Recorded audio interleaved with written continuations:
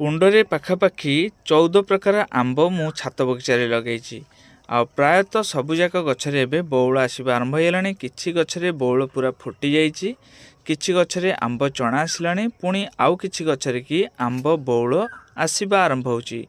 दर्शक बंधु, जदि ओरिजिनल भेराइटर आंब गछ होइताय ताहले प्रथम वर्षरु ही आपण बौल देखिया पई कि पाइबे। तो एगुड़िक हूँ सब अलग अलग भेराइटर आंब गछ। एटी गोटे गछ देखु एबे इथिरे बौल आसिबा आरंभ होउछि, माने प्रत्येक डाल अग फाटिकी सेथुरु बौल बाहरिबा आरंभ होउछि।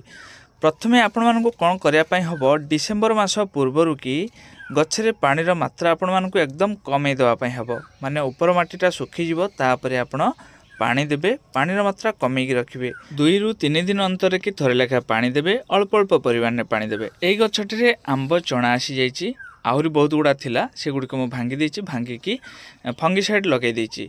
एई समय गछरे कोनोसी प्रकार खाद्य सार प्रयोग करिवेनी, ना तो खत देबे ना तो रासायनिक सार किछि देबेनी। जदि किछि दउचंती ताहले गछरे सबु जाक बौल झड़ी जिवो, गुटी हेले फल रहिबनी।